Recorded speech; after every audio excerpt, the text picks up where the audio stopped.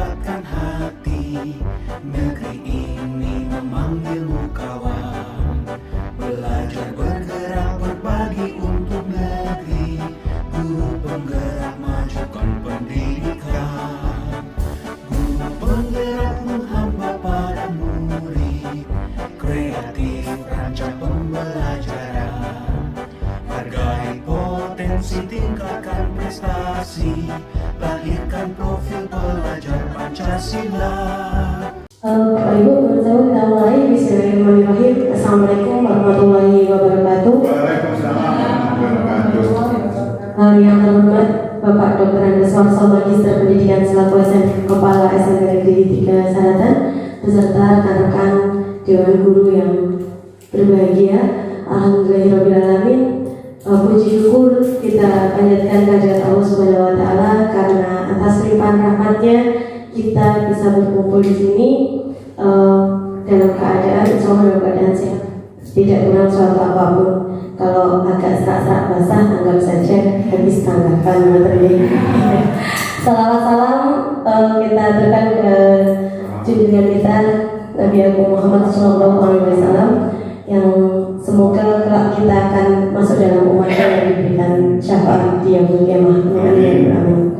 Bapak Ibu yang berbahagia, terima kasih sudah meluangkan waktunya memenuhi undangan saya melalui Pak Warsel. Kemarin minta bantuan ke Pak Warsel untuk melaksanakan apa yang diamanatkan oleh Panitia Pendidikan Guru Penggerak untuk melaksanakan diseminasi aksi nyata, ya, penghibasan aksi nyata mengenai membangun budaya positif di sekolah. Jadi kami para peserta pendidikan guru penggerak akhir bulan lalu sudah menyelesaikan modul 1 yang terdiri dari 1.1 sampai dengan 1.4 yang pada intinya mempelajari tentang filosofi pendidikan menurut Ki Hajar Dewantara, kemudian ada visi nilai dan peran guru penggerak, visi guru penggerak, kemudian berakhir dengan disiplin positif. Isinya hampir sama dengan yang ada di PMM, pelatihan mandiri mengajar, hanya saja ada beberapa yang memang kami harus mempelajari lebih dalam itu.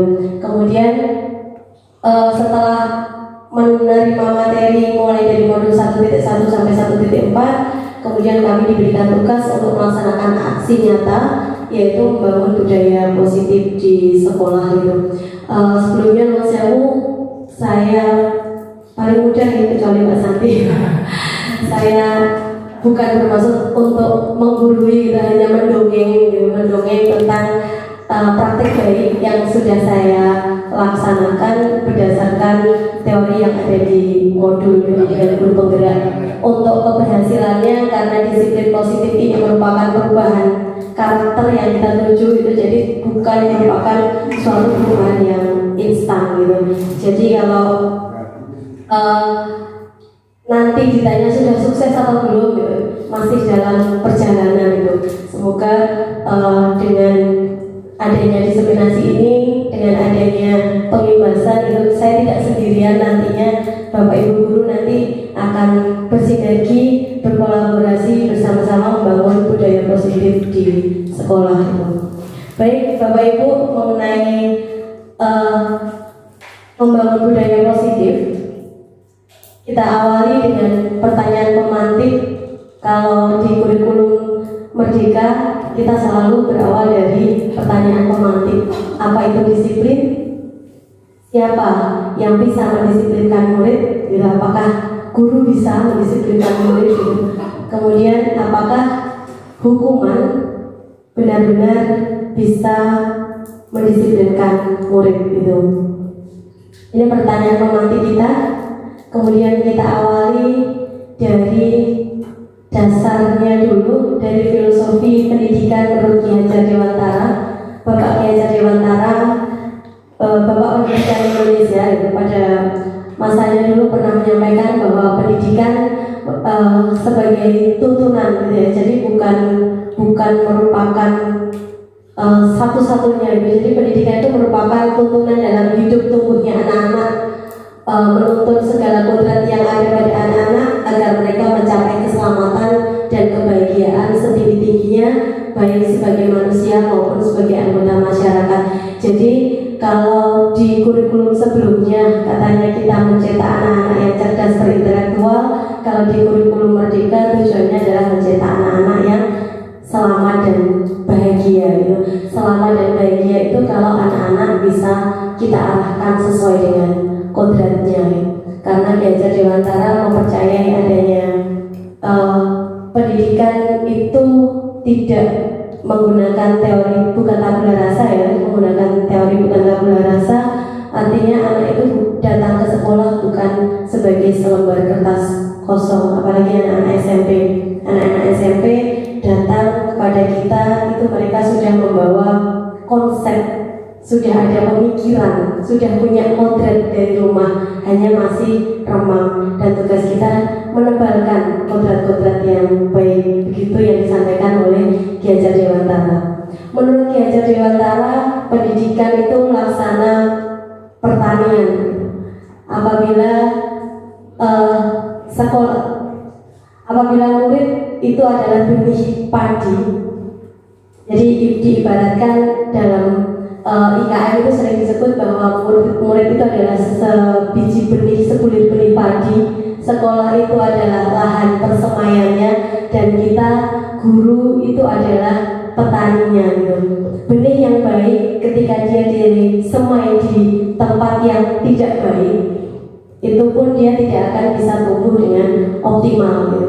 Dan benih yang tidak baik ketika dia tumbuh di tempat persemaian yang baik, kemudian disemaikan oleh guru yang baik, oleh petani yang baik, itu pasti ia akan menjadi tanaman-tanaman dengan keunggulan gitu. Dan guru yang baik adalah petani yang baik adalah petani yang mengenal betul bagaimana benih-benihnya gitu.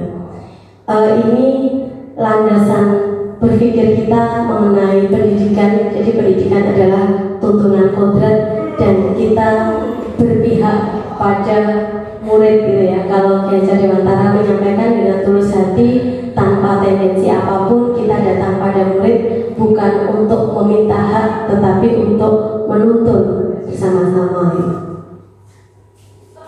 Kemudian dari pendidikan tadi, dari makna sekolah, bahwa sekolah adalah tempat persemaian, kemudian murid adalah benih dan guru adalah petaninya, maka tidak lepas dari yang namanya pendidikan disiplin gitu. Lalu apa sih disiplin itu gitu? Yakin mungkin disiplin itu yang seperti bagaimana, bisa diberikan gambaran Pak ya? Yang taat aturan atau yang seperti apa? Disiplin itu menghormati, mentaati sebuah peraturan atau kesepakatan. Baik, ada pendapat yang lain? Banyak baru murid tadi. Makna disiplin kita mengambil dari pemikiran Ki Hajar Dewantara, di mana ada kemerdekaan, disitulah harus ada disiplin yang kuat. Sungguh pun disiplin itu bersifat self-disiplin, yaitu kita sendiri yang mewajibkan kita dengan sekeras-kerasnya. Jadi kalau menurut Ki Hajar Dewantara, disiplin itu adalah ketika kita mampu mewajibkan diri kita dengan sekeras-kerasnya. Untuk apa? Untuk menaati keyakinan-keyakinan universal. Kita mampu untuk memaksa diri kita, untuk mewajibkan diri kita sendiri, bukan orang lain ya. Kita bisa mewajibkan diri kita sendiri untuk menaati peraturan, untuk misalnya melaksanakan kewajiban, itu disiplin gitu. Jadi menurut Ki Hajar Dewantara, disiplin itu ketika kita bisa memaksa, mewajibkan diri kita sendiri untuk menaati nilai-nilai universal. Teori motivasi, kita akan mencoba permainan cobalah buka. Bapak Ibu dua-dua ya, Pak Dadang dengan Bu Endang, Bu Retno dengan Bu Ida, Bu Sofi dengan Bu Prati, Pak Mina, Pak Edi. Salah satu saya minta untuk dari dua pasangan ini untuk menggenggam sesuatu yang paling berharga yang sekarang ada di dekatnya. Menggenggam sesuatu yang paling berharga. Pasangannya Bu Wenda dan Pak Dadang yang menggenggam siapa? Wenda harus menggenggam Bu. Apapun itu yang menurut jenengan berharga. Kemudian yang satunya, yang pasangannya coba untuk merayu dengan berbagai cara agar yang digenggam itu diberikan. Yes.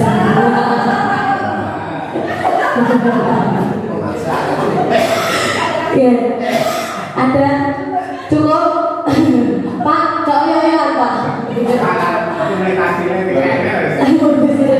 Oke.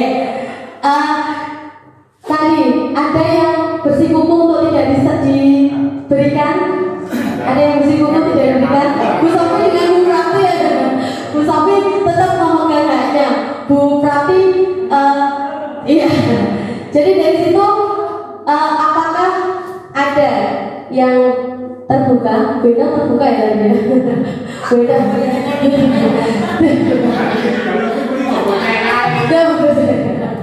Kemudian mengapa bisa dibuka? Kenapa bisa dibuka? Bukaannya enak. Oh ya. Karena dipaksa aja dibuka. Kemudian Bu Sami, kenapa tidak dibuka Bu? Kenapa tidak dibuka Bu? Tidak dioyo ya. Oke. Karena saya buka sopo. Ada yang buka sopo ya. Tadi ada yang dibuka, ada yang tidak. Sesungguhnya siapa yang memegang kendali atau kontrol untuk membuka atau tidak membuka? Kalau seandainya tadi Bu Endang tetap kekeh, yang dipegang Bu Endang itu benar-benar berharga.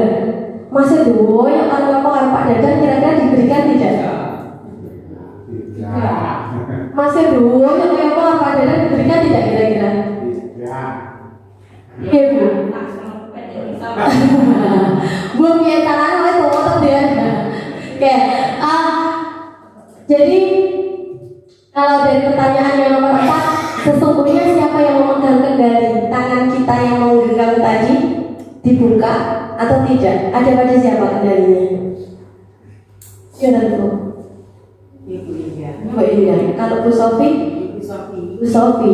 Jadi yang memegang kendali mau dibuka atau tidak tangan itu adalah diri kita sendiri. Jadi kalau kita merasa yang kita genggam itu adalah sesuatu yang paling berharga, yang digenggam itu adalah sesuatu yang paling berharga, sampai mulai juga kan kamu pulang ya Bu, wani gelute timbang mulai jurongan gitu. Apapun yang terjadi tetap kita genggam gitu. Tapi ketika kita mau memberikan gitu, itu juga atas kemauan diri kita sendiri, kita buka, gitu, kita serahkan gitu. Kita tidak kalau kita memang tidak ingin membuka ya tangan kita tidak akan terbuka. Kalau kita merasa ya bisa dikasihkan, siapa yang memberikan kita gitu. Jadi teori motivasi itu gambarannya seperti itu gitu. Jadi ada ahli teori motivasi itu menyampaikan ada ilusi-ilusi gitu. Jadi seperti permainan game coba lakukan tadi ya. Kalau anak gitu, anak mau nurut dengan kita gitu. Misalnya anak-anak murid kita mau nurut dengan kita karena dia mengizinkan dirinya untuk nurut gitu.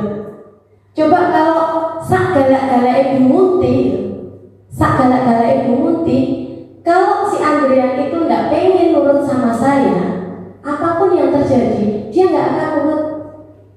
Paling pol nurut di depan saya, di belakang beda mana ya gitu. Ya, jadi kalau berdasarkan teori motivasi, anak itu mau menuruti apa yang disampaikan oleh guru itu karena dia membuka dirinya. Tapi kalau dia punya keyakinan dia tidak mau membuka dirinya, ya sudah, kita tidak bisa apa-apa gitu. Nah, William Glasser menyatakan adanya ilusi, mohon maaf agak blur ya. Ilusi bahwa guru dapat mengontrol murid. Jadi sebenarnya guru tidak bisa mengontrol murid. Muridlah yang membuka dirinya, dia memiliki keinginan untuk keluar apa tidak gitu. Kita bicara jalur bumi ya, bukan jalur langit ya. Kalau Pak Sami biasanya jalur langit gitu. Jadi kalau kita menganggap, saya pernah beranggapan bahwa wah aku bisa baris ini bocah. Kalau 246 anak itu memiliki keyakinan bahwa saya tidak mau baris, saya tidak takut dengan pengunti, ya sudah selesai. Nyatanya sih tetap bolos kemarin gitu. Ya, tetap tidak mengikuti baris gitu. Jadi ilusi bahwa guru dapat mengontrol murid gitu. Kemudian ilusi bahwa penguatan positif, efektif dan bermanfaat. Kita kadang beranggapan ketika anak kita berikan reward, kita berikan penghargaan itu dia kemudian nurut dengan kita ya. Tidak, itu kalau menurut William Glasser itu hanya ilusi, karena sebenarnya dia nurutnya bukan selamanya gitu. Dia kalau dikasih nurut, kalau enggak gitu. Hanya sekadar dengan berjalannya waktu, karena dia tahu polanya, oh ketika saya menjawab saya nanti dapat bintang. Oke, saya nanti akan menjawab biar dapat bintang gitu. Jadi sebenarnya dia sendiri yang membuka dirinya untuk mau kita pengaruhi gitu. Ilusi bahwa kritik membuat orang merasa bersalah dan dapat menguatkan karakter. Kembali lagi, kalau tidak ada motivasi intrinsik dari dalam dirinya, dari dalam diri siswa, kalau tidak ada kesadaran diri siswa, dia tidak akan melakukan itu, apapun yang terjadi. Ilusi bahwa orang dewasa memiliki hak untuk mengatur. Saya merasakan dengan anak gitu ya. Saya merasa saya orang tuanya, anakku kan gitu. Saya berhak untuk mengatur kalian. Tapi ternyata kadang kalau dia tidak dengan motivasinya sendiri untuk ikut, untuk manut, itu kadang juga manut ngarepe gurine enggak gitu, atau gurine ya. Semoga jauh dari hal seperti itu. Nah, itu yang dinamakan dengan motivasi perilaku. Kalau kita kembalikan ke diri kita, untuk apa kita memakai helm ketika naik motor? Saya tanya ke anak-anak lucu, anak-anak, kenapa kalian memakai helm ketika naik motor? Untuk keselamatan Bu, jawabnya begitu. Terus sekarang kalian pakai helm enggak? Enggak. Kenapa? Kan dekat Bu, kan enggak ada polisi Bu. Udah saya tanya, apakah ketika tidak ada polisi aspal itu berubah jadi batu, jadi roti? Kan tidak. Nah, kita tanya lagi, untuk apa kita memakai helm ketika naik motor? Apakah agar tidak ditilang polisi? Atau agar mendapat pujian sebagai orang yang taat? Atau karena sadar akan keselamatan? Jadi orang melakukan sesuatu itu biasanya karena tiga ini: agar tidak dihukum, agar mendapatkan reward, atau karena dia memang sadar. Anak-anak kita seringnya ada di dua ini. Kalau biar tidak dihukum, ya biar mendapatkan pujian gitu. Goal kita, keinginan kita pasti ada di sini karena dia sadar gitu. Dia mau ikut pelajaran saya gitu. Dia mau ikut pelajaran bahasa Jawa, itu rata-rata karena takut dihukum. Kemarin saya ke 8B, saya absen lengkap 8A, 32 anak lengkap. Saya tanya, Cah, nek pelajaran Ibu Putih kok lengkap? Kemarin ada beberapa guru laporan kok katanya kalian bolos. Jawabannya 8A, lah takut kok Bu. Berarti ada di sini. Gitu. Nah, tiga motivasi ini. Yang pertama, ini adalah motivasi ekstrinsik, motivasi yang datang dari orang lain, biar tidak ditilang polisi. Kalau polisinya tidak ada, ya wes nggak pakai helm lagi, kan itu. Agar mendapatkan pujian, ini juga motivasi ekstrinsik. Gitu. Kalau yang memuji tidak ada, kalau dia tidak akan mendapatkan pujian, ya balik lagi, tidak pakai helm lagi. Gitu. Tapi kalau karena sadar akan keselamatan, ini adalah motivasi intrinsik, motivasi yang muncul dari dalam diri. Gitu. Membuka tadi untuk apa? Untuk menyenangkan teman, atau agar tidak dianggap pelit gitu ya. Tadi yang kita main-main coba buka tadi, mau membuka tangan kemudian kemudian menyerahkan yang kita genggam kepada orang lain apa? Apakah biar tidak dibilang pelit, atau biar orang lain senang, atau memang kita pengen gitu, kita mengikhlaskan itu gitu. Nah, kalau itu datang dari diri kita, itu yang dinamakan dengan motivasi intrinsik. Motivasi ekstrinsik ini biasanya dia hanya sementara, seperti yang disampaikan tadi. Jadi kalau ada polisi pakai helm, kalau nggak ada polisi enggak gitu. Kalau dapat ujian berangkat, kalau enggak gitu. Nah, kalau yang motivasi intrinsik, kita biasa menyebutkan dengan kesadaran diri, itu biasanya akan bertahan lebih lama gitu. Nah, yang kita inginkan anak-anak kita ketika berdisiplin, ketika dia mau menaati peraturan, mau menaati keyakinan universal, nilai-nilai keyakinan universal, dia harus jujur, dia harus teratur, dia harus taat waktu. Itu yang kita inginkan adalah adanya motivasi intrinsik. Nah, ini untuk apa siswa kita hadir tepat waktu? Apakah agar tidak dihukum, atau agar mendapat hadiah, atau karena sadar bahwa ia harus teratur? Yang kita inginkan dari disiplin positif anak-anak kita nanti ada di sini. Jadi kalau sebagian siswa sudah beranggapan bahwa dia sadar bahwa dirinya harus teratur, itu nanti kita peraturan itu hanya sebagai pagar saja gitu, bukan untuk hukuman atau bukan untuk reward gitu. Kemudian apa sih yang bisa kita lakukan sebagai guru untuk memunculkan motivasi intrinsik siswa dalam berdisiplin tadi? Keyakinan. Kita mau membuka tangan kita atau tidak itu berdasarkan dari keyakinan kita. Penting tidak yang saya pegang ini? Kalau yang saya pegang ini berkaitan dengan nyawa dan harga diri, masih toh pati gak dicontoh kan itu. Mau apa tidak anak-anak menerima peraturan-peraturan yang ada di sekolah itu adalah berdasarkan dari keyakinan mereka. Apa itu keyakinan? Nilai-nilai kebajikan universal yang disepakati secara tersirat dan tersurat, menekankan pada keyakinan seseorang akan lebih memotivasi seseorang dari dalam. Seseorang akan lebih tergerak dan bersemangat untuk menjalankan keyakinannya daripada hanya sekedar mengikuti serangkaian peraturan tertulis. Gitu. Jadi kalau anak-anak kita yang tersayang, yang sering terlambat, yang sering bolos, itu barangkali karena ada keyakinan bahwa sekolah itu nomor 2. Yang terpenting adalah tidur. Yang terpenting adalah belajar gitu.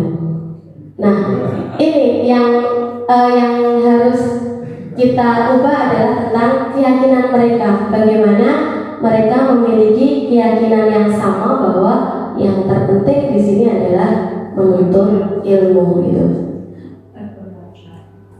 Bagaimana membuat keyakinan sekolah itu? Kita awali dari kelas dulu gitu. Jadi saya mencoba untuk mengawali membuat keyakinan kelas kemarin yang susah, yang sudah saya praktekkan dari 7A gitu. Apa itu keyakinan kelas? Keyakinan kelas merupakan sebuah keyakinan yang dibuat bersama seluruh anggota kelas, yaitu guru dan murid, mengenai nilai kebajikan universal. Jadi kemarin pada saat ini ya, saya mencoba untuk menerapkan teori ini. Saya mengajak anak-anak untuk ayo kita buat keyakinan, kita samakan keyakinan kita. Gitu. Kita memiliki keyakinan yang sama tentang harus bagaimana kita di sekolah, harus bersikap seperti apakah kita, yang nantinya itu akan menjadi keyakinan bersama. Untuk apa? Agar ada keyakinan yang sama di dalam kelas, dan hal ini nantinya yang akan menimbulkan motivasi intrinsik untuk berdisiplin tadi. Bagaimana caranya? Mohon izin Bapak Ibu, saya menyampaikan video ketika saya membuat keyakinan kelas di 7A. Kalau dibandingkan dengan pembuatan keyakinan kelas di video-video yang ada, di aksi-aksi nyata yang lainnya, cukup agak tricky ya, karena anak-anak butuh pancingan-pancingan yang lebih luar biasa. Jadi ini adalah proses pembuatan keyakinan kelas di kelas 7A.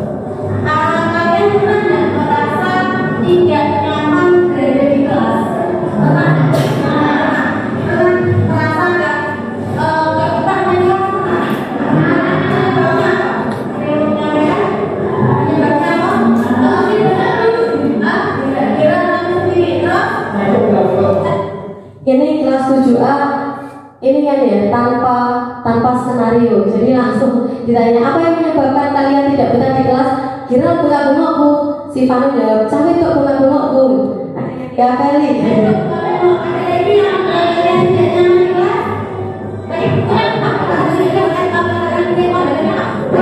Baik, jadi diawali dari keresahan bersama.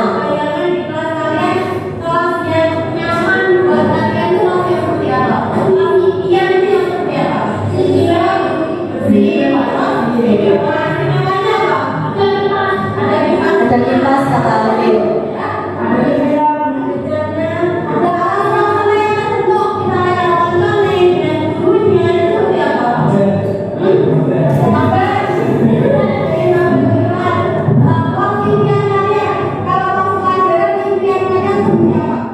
Jadi kalau kelas 7 kemarin saya pelajari, kalau langsung pada keyakinan kelas mereka akan kesulitan gitu. Saya digarapnya pun gak ngerti, maka di kelas 7 ini saya awali dengan membuat kelas impian. Jadi mereka membuat daftar kelas impian mereka, seperti apa kelas yang diimpikan oleh mereka. Jadi mereka mencoba untuk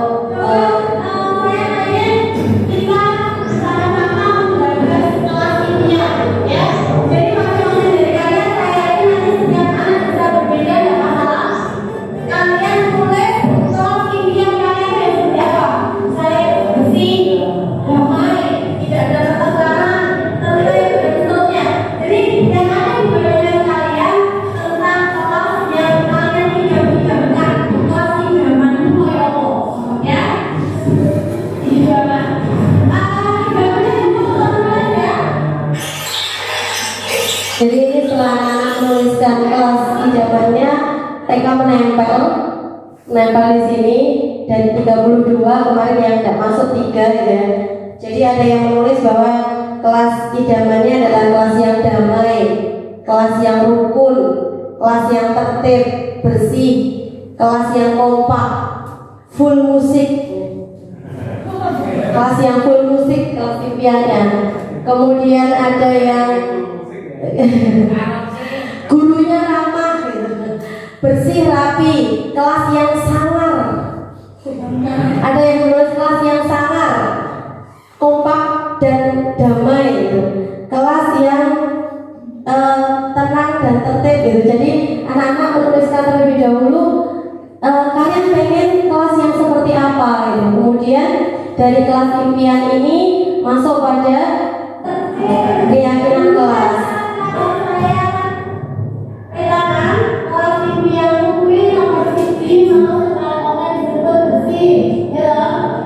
Nah ini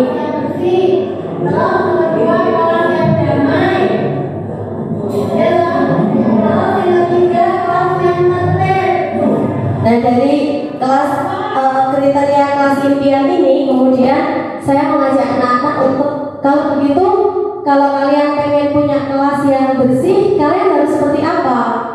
Apa yang boleh dan yang tidak boleh kalian lakukan? Kemudian di prosesnya anak-anak menjawab, "Anku, berarti harus menjaga kebersihan." Apa yang boleh dilakukan? Kita apa yang gitu, menaati piket Bu, apa yang tidak boleh dilakukan, buang sampah sembarangan, nyimpen sampah di meja. Akhirnya anak-anak keluar itu di proses diskusinya, ada sekitar 20 menit ya Ibu, apa yang harus dan yang tidak boleh mereka lakukan untuk menciptakan kelas impian itu. Ketika kelas yang tertib, berarti anaknya harus bagaimana? Harus menjaga keteraturan. Yang boleh dilakukan apa? Kalau meninggalkan kelas izin Bu, oke. Kalau masuk tepat waktu, tidak boleh jajan Bu ketika pelajaran. Ada yang untuk seperti itu. Biasanya yang menyampaikan itu yang biasa melakukan gitu. Yang menyampaikan tidak boleh jajan Bu, tidak boleh ke kamar mandi sering-sering. Yang menyampaikan adalah Giral gitu. Nah, dari diskusi tadi, akhirnya kemarin kita membuat keyakinan kelas di kelas 7A kemarin.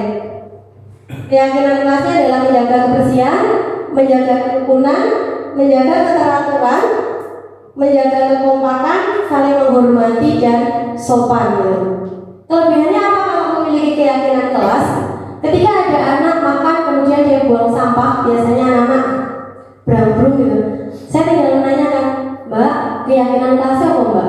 Menjaga kebersihan. Apa yang boleh dilakukan? Apa yang tidak boleh dilakukan? Buang sampah Bu. Oke.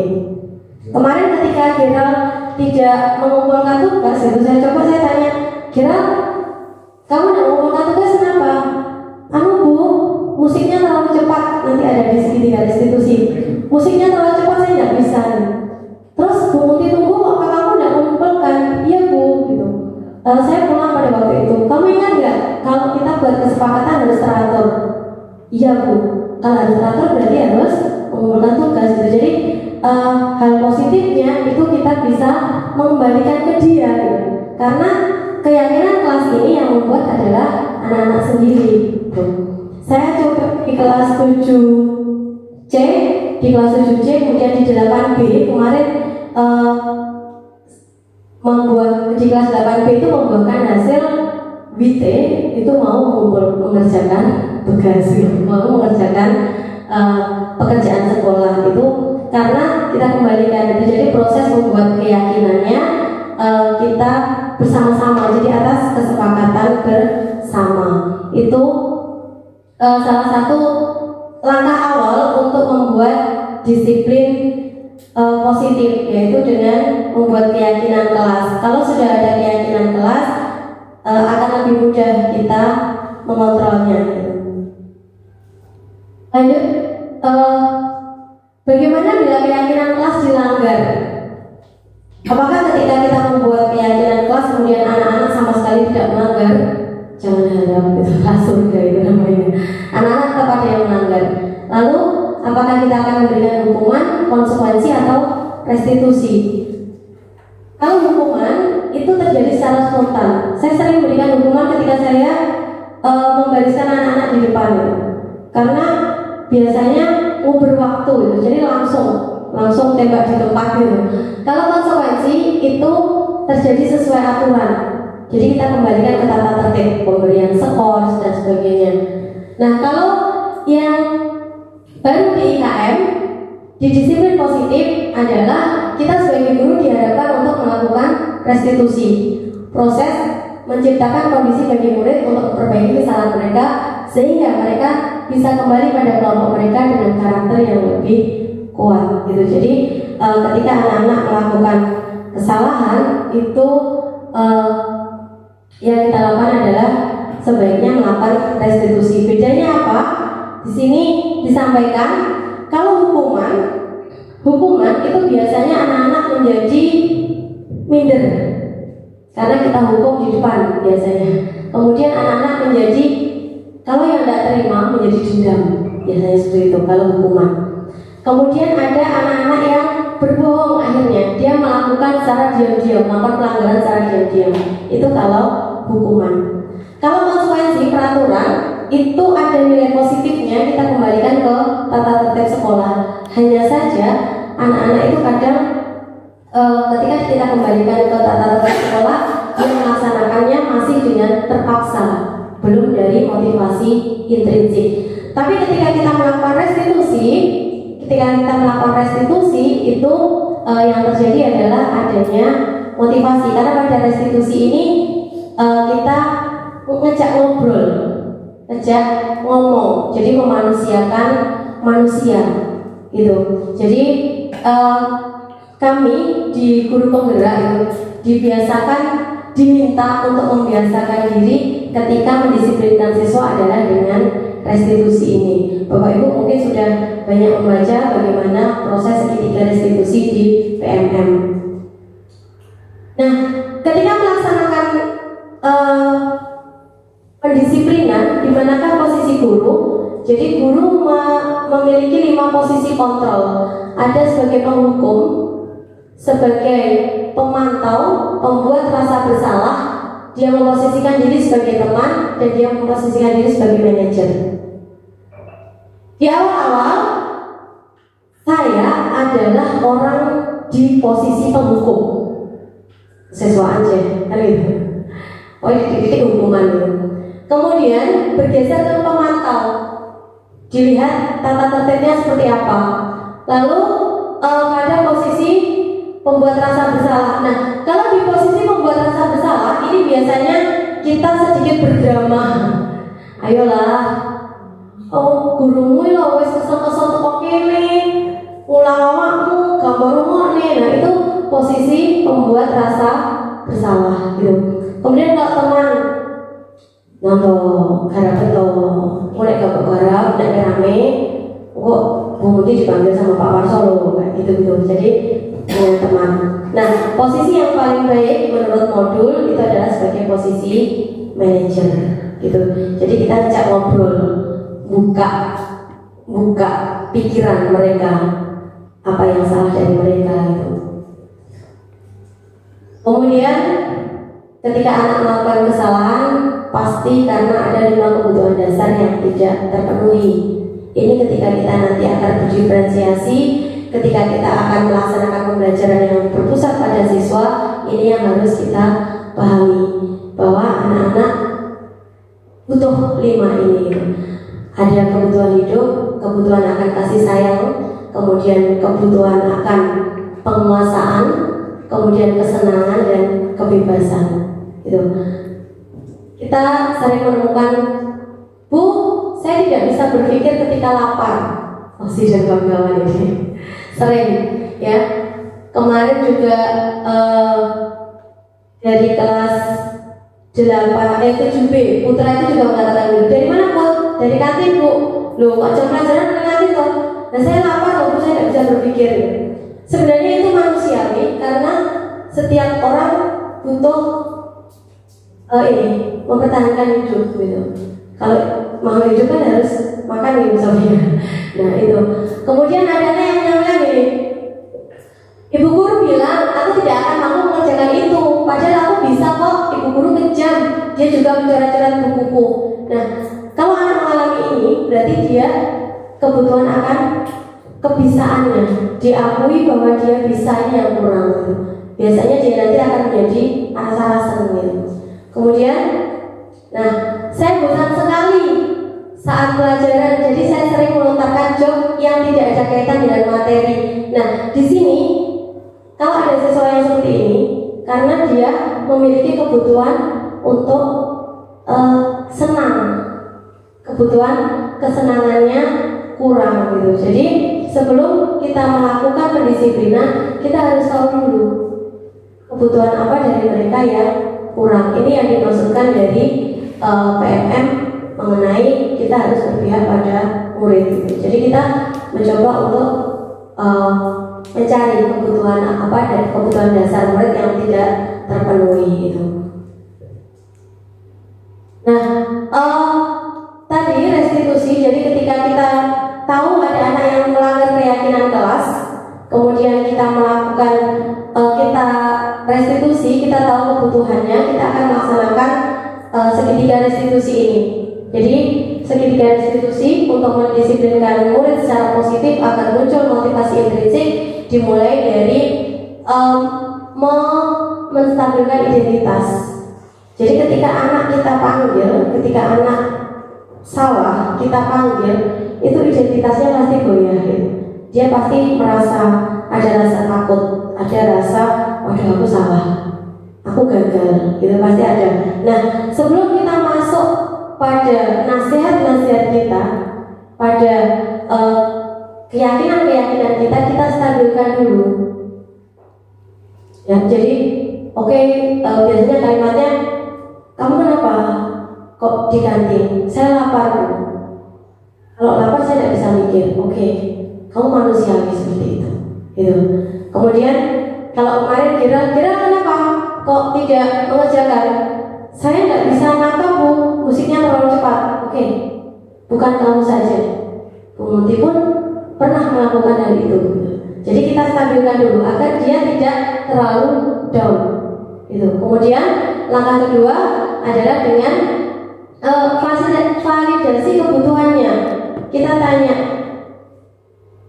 alasannya apa, gitu. Tidak semua anak yang melanggar itu karena nakalnya pasti ada alasan. Gitu. Alasannya apa? Kita validasi kebutuhannya dulu. Kalau kita tidak tahu kebutuhannya apa, kita tidak bisa memberikan solusi. Gitu. Kemudian baru kita akan menanyakan keyakinan yang kita buat tadi. Keyakinannya kemarin gimana? Berarti kamu salah nggak? Salah. Salahmu di mana? Ini bu. Jadi kalau di segitiga restitusi itu lebih pada ngejak ngomong.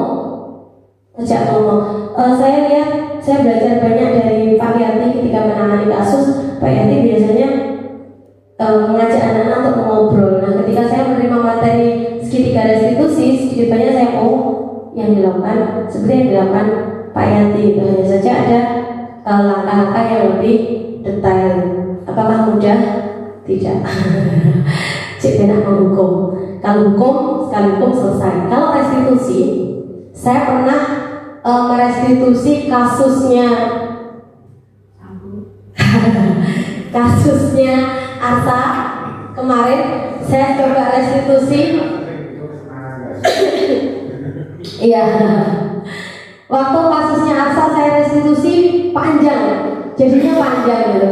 Karena setelah saya konsultasikan kepada pengajar praktek, saya konsultasikan kepada fasilitator saya di pendidikan guru penggerak, permasalahannya adalah pada keyakinan. Anak-anak belum memiliki keyakinan bersama. Gitu. Jadi ketika saya ajak ngobrol, tetap aja menentang, gitu, saling gontok-gontokan gitu, karena belum ada keyakinan. Tapi ketika saya merestitusi Gerald dengan Vano kemarin, saya coba untuk merestitusi itu lebih mudah karena sebelumnya kita punya keyakinan kelas gitu. Semoga saja setelah ini sembuh gitu Gerald sama Vanonya gitu. Karena kemarin saya restitusi OSI. Kalau di jam saya, kebetulan di jam saya dia sudah tidak bilang lagi gitu. Karena memang kita punya kesepakatan. Jadi dari proses restitusinya OSI dan komplotannya itu kemarin kita punya kesepakatan. Oke, ini kamu kenapa lapar? Kalau nunggu istirahat habis bu. Alasannya begitu. Oke, gini. Bu Muti masuk, saya beri waktu kamu 5 menit untuk makan. Habis itu selesai gimana? Oke, sepakat? Ya. Bisa setiap kali saya masuk dia makan. Sini para, ya bu, sudah tidak keluar lagi, ya. Oke. Rediki kemarin saya tanya, kenapa sering ke kamar mandi, kenapa sering tidak masuk, karena dia tidak nyaman, tidak suka. Dia punya keyakinan bahwa sekolah itu tidak penting. Dia sudah punya, dia lebih asik di rumah gitu. Dia saya tanya, bosan naik kelas? Iya bu, gak betah naik kelas. Enggak, kayak gini. Kalau pelajarannya berhenti dalam 1 jam pelajaran, silakan kamu ke kamar mandi, tapi waktunya 2 menit. Syaratnya tidak boleh ganggu kelas lain. Ya, pelajaran saya dia nanti, bu keluar ya 2 menit. Oke, dia keluar. Habis itu dia kembali lagi. Jadi dalam 1 jam pelajaran jatahnya keluar 1 kali gitu. Alhamdulillah dia 2 kali pertemuan aman. Tidak tahu pertemuan ketiga semoga tetap aman. Jadi kalau proses restitusinya, kalau proses restitusi yang terskenario agar jelas langkah-langkah yang dilakukan ketika restitusi itu kemarin ketika saya membuat ini kasusnya ini terskenario ya, jadi dengan bantuan skenario.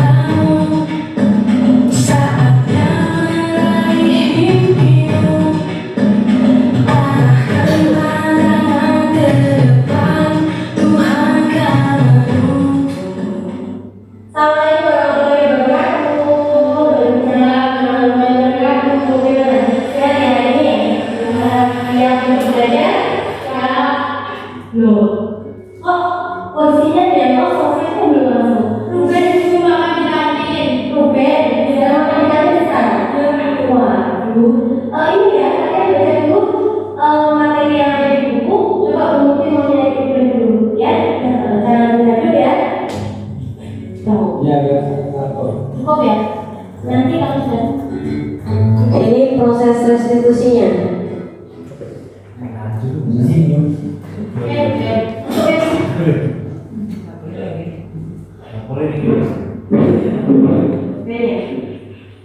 Kamu tadi makan tak pelajaran ya kayaknya?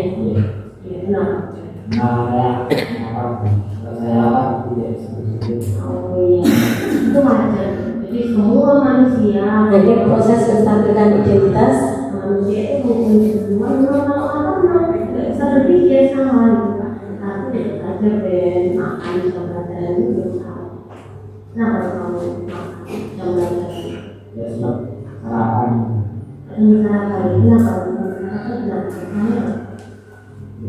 Sekolah dari rumah saya sekarang jauh.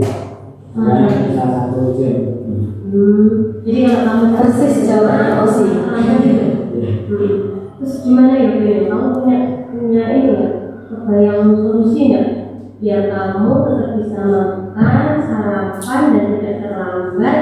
Jadi kamu nggak perlu makan jam pelajaran itu solusinya gitu. Saya Dan ini khasnya restitusi adalah kita meminta anak untuk memikirkan solusi untuk masalahnya gitu. Kalau misalnya nggak pernah, mungkin nggak? mungkin. Jadi saya masak. Oh, dari umum kalau lagi belum suka masak di rumah belum ada makanan gitu. Kalau makan pas jam istirahat masih kuat nggak? Ya, itu rasanya. Mungkin habis nasi. Persis Osi juga menyampaikan seperti itu. Bagaimana kalau kamu bisa jadi kantin? Jadi nanti pulang sekolah kamu tunggu di kantin terus bilang Bu, besok sisakan 1 nasi buat saya ya Bu ya, saya makan pas jam istirahat gitu. Kalau uang nasi kamu bisa kasih uangnya dulu, jadi besok disisakan gitu ya, bisa nggak? Bisa ya. Jadi apa yang mau kamu lakukan semuanya? Dan ini solusinya. Kamu berarti saya tenang lagi aja ya. Baik, kita nanti kelas punya keyakinan kelas ya. Ini menanyakan keyakinan tadi. Jadi kalau ada keyakinan kita bisa bertanya. Menurut kamu nilai keyakinan yang sudah kamu ada? Jadi kita punya keyakinan kalau semua itu harus satu artinya kekalahan yang harus dilakukan. Dengan adanya kondisi ini, kira-kira kamu mau memperbaiki ini? Nah ini terjadi kesepakatan. Kemudian kemarin yang tidak terskenario artinya anak tidak saya berikan teks naskah. Pas yang itu ya, kamu pernah mengerjakan bahasa bilang orangnya hubungan ini cerita dulu kenapa kamu tidak menggunakan Saya belum karena ini nanti akan dikumpulkan. Jadi untuk identitasnya anak aku pas sudah kenapa bisa tak selesai? Karena akhirnya aku ikhlas, karena orang semua bisa ya, kira itu salah, tapi hal itu saya dapat semua orang itu adalah kesalahan yang bukan hanya Allah tapi dari orang akhir. Bahkan kemudian sendiri pun pernah membaca tugasnya tidak selesai.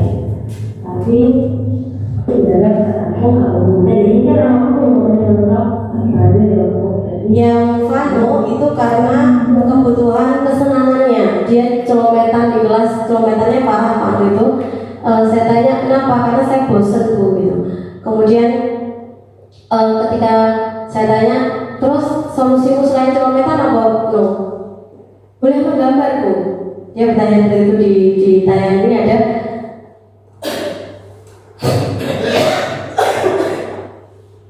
Saya boleh gambar Bu. Kalau gambarku tidak sesuai dengan pelajaran, kadang ada bapak ibu guru yang tidak terima loh, yang tidak merasa tidak dihargai. Berarti gimana Bu? Kalau saya gambarnya berarti harus sesuai dengan pelajaran gitu. Jadi terjadi dialog. Jadi di proses restitusi itu terjadi dialog. Ya coba aja kamu gambar, misalnya kita belajar kalimat tanduk, tanggap, kalimat aktivasi. Ada ukoro, aku lagi makan gedang, gambar wonge, gambar gedangnya, tapi itu bermakna kayak gitu. Dia bisa menerima. Jadi di proses restitusi itu hampir sama seperti yang sering dilakukan Pak Yati. Saya sering melihat ketika Pak Yati mengatasi kasus itu, mengatasi anak-anak, solusinya adalah dikembalikan ke anak itu. Tujuannya apa? Biar muncul motivasi intrinsik dari dalam dirinya. Itu kalau muncul motivasi intrinsik berarti tadi disiplin positif tadi bisa terpenuhi gitu. Jadi itu Bapak Ibu untuk penanaman disiplin positif yang sudah saya lakukan di beberapa kasus di sekolah gitu. Alhamdulillah ketika diajak restitusi, anak-anak itu nyambung gitu, jawab, walaupun harus kalau khasnya IKN kan kita pintar-pintar membuat pertanyaan pemantik, pertanyaan pemandu gitu. Jadi jawabnya itu memang kalau kelas 7 biar dia mau ngomong seperti menyampaikan informasi yang kita mau, itu memang jawabnya agak naik kelas 9 ditanya sedikit gitu dia sudah bisa menjelaskan gitu. Kemarin waktu kasusnya Arsa dengan RBT itu juga ditanya, dia bisa langsung nyambung gitu. Tapi kalau kelas 7 memang harus ini loh, maksudnya ini loh, kira-kira solusinya kayak gitu, harus dipancing-pancing lebih jauh gitu. Setidaknya Bapak Ibu, kalau fasilitator saya mengatakan kalau kita ngajak ngobrol anak di kelas itu setidaknya kita disegani itu. Jadi tidak harus semua permasalahan nantinya larinya ke Bu Muti atau ke Pak Yati gitu. Bahkan guru mapel itu memiliki hak, memiliki kewenangan untuk mengatasi permasalahan di kelasnya gitu. Karena justru itu salah satu pedagogiknya gitu. Jadi kalau terjadi pelanggaran di kelas Bapak Ibu gitu, Bapak Ibu bisa dengan sekitar restitusi gitu, bisa diajak ngobrol. Kalau misalnya belum memiliki keyakinan kelas, bisa dengan membentuk keyakinan bersama-sama itu, berawal dari peraturan kelas, kemudian kita ke keyakinan. Jadi ada nilai-nilai yang mau kita angkat gitu. Sudah satu jam Kak Santi? Belum, kurang berapa menit? Kurang 7 menit. 7. Oke, Bapak Ibu, tadi yang saya sampaikan mengenai disiplin positif. Jadi intinya disiplin positif itu adalah bagaimana memunculkan motivasi intrinsik dari anak sehingga dia punya kesadaran, dia punya kemauan sendiri untuk mengubah dirinya untuk menaati keyakinan-keyakinan universal yang ada gitu. Keyakinan universal itu bisa tadi menjaga kebersihan, saling menghormati, kemudian sopan kayak gitu. Caranya tadi sudah saya sampaikan beberapa. Kita menemukan keyakinan yang sama. Kita ulang-ulang. Saya setiap kali masuk ke kelas 7A selalu, yuk keyakinan di kelas kita apa? Ketika ada anak yang lok-lok dengan cantik, yuk keyakinan kelas kita apa? Saling menghormati. Berarti boleh tidak seperti itu? Tidak boleh. Awalnya memang harus kita ulang-ulang gitu. Kemudian dari keyakinan kelas itu kita mencoba untuk memposisikan diri sebagai manajer ketika ada siswa yang melanggar gitu. Yang harus kita ingat bahwa ketika saat ini guru itu harus berpihak pada murid. Keberpihakan kita salah satunya adalah dengan mencoba untuk mengetahui kebutuhan murid. Apa sih kebutuhan murid kita gitu? Apa yang belum terpenuhi gitu. Karena bisa jadi di balik anak-anak yang ahai gitu ya, ternyata ada di belakangnya itu luar biasa gitu. Kemarin ada anak sini terkenal anaknya ceria gitu, happy gitu. Tiba-tiba dia update status, anak selalu menjadi korban orang tua yang bertengkar. Statusnya seperti itu. Kemudian saya tanya, Dok, nyapa? Orang tua saya selalu bertengkar Bu. Kalau orang tua saya bertengkar di rumah itu saya selalu disalah-salahkan. Saya tanya apa itu saya selalu digetak. Bahkan saya dibisui Bu. Jadi anak-anak datang gitu. Kalau mengutip statusnya Bu Suni beberapa waktu yang lalu, tidak ada manusia yang baik-baik saja, itu semuanya memiliki masalah. Jadi anak-anak datang ke sini mereka sudah dengan masalahnya sendiri-sendiri. Kalau kita tidak mencoba untuk memahami kebutuhan mereka, gitu, apa yang kurang dari mereka, itu yang jadi kita menjadi guru yang saya selalu benar, kamu selalu salah, dan itu. Walaupun saya sendiri kadang sering kadang-kadang ketika kejar-kejaran dengan waktu, ketika capek, ketika banyak pekerjaan, kemudian ada anak yang seperti itu, kadang juga tidak sempat ini mikir teori-teori seperti ini, karena saya kampus apa gitu. Tapi dengan tahu ini, setidaknya kalau saya langsung menghukum anak hukuman fisik, saya menghukum anak dengan hukuman-hukuman yang tidak terstruktur, itu setidaknya dari dalam diri itu ada rasa saya sudah tahu kenapa saya langgar itu. Jadi itu tadi pada intinya, kalau kita ingin mendisiplinkan anak, yang terpenting adalah bagaimana memunculkan motivasi intrinsik gitu. Itu kira-kira Bapak Ibu dongeng saya tentang yang saya lakukan. Berhasil tidaknya belum terlihat gitu, tapi setidaknya walaupun hanya sedikit saya menorehkan sesuatu lah di hati mereka kelak itu. Dan sekarang mungkin kelak saya sampaikan ke anak-anak, gak saiki, barangkali kamu gak ngerti maksud itu saiki, tapi nanti ketika kalian dewasa, kalian akan berpikir apa yang disampaikan oleh Bapak Ibu guru saat ini ada benarnya, saya bilang gitu. Barangkali kritik, saran, pertanyaan pas, ya. Pas Mbak Santi. Oke, baik Bapak Ibu, terima kasih untuk waktunya. Mohon maaf kalau terkesan menggurui, tapi lahir Allah tidak ada rasa ingin menggurui, tidak gitu. Sekedar menyampaikan apa yang saya dapatkan, apa yang saya peroleh, kemudian apa yang ingin saya terapkan gitu. Kalau saya sendiri rasanya juga berat gitu, saya pengen bersama-sama gitu. Tapi kembali lagi pada keyakinan kita masing-masing, apakah ada motivasi intrinsik untuk melakukan hal itu atau tidak ya. Kurang lebihnya mohon maaf kalau ada kelebihan semata-mata dari Bapak yang menuntun lidah saya untuk bisa berkata di sini. Kalau ada kesalahan semata-mata dari saya sendiri.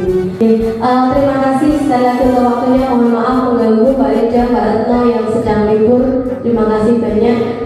Semoga ada sesuatu yang bermanfaat dari teman kita. Dari Taufik Hidayat. Assalamualaikum warahmatullahi wabarakatuh. Guru penggerak majukan pendidikan, guru penggerak menghamba para murid, kreatif rancang pembelajaran, hargai potensi, tingkatkan prestasi, lahirkan profil pelajar Pancasila.